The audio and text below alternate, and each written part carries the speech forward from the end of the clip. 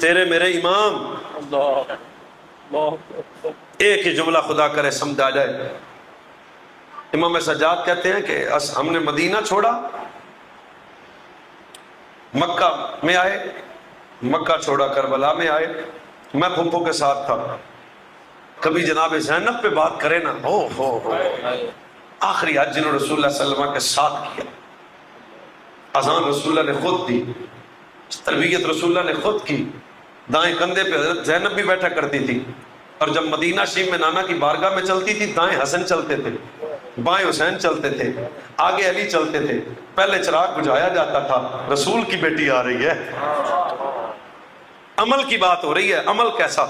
سجاد نے مدینے تو کربلا تک پھپھی دو شمع نہیں چھڑی، ساتھ کو پانی بند ہوا، پھپھی دو چیزیں نہیں چھوڑی.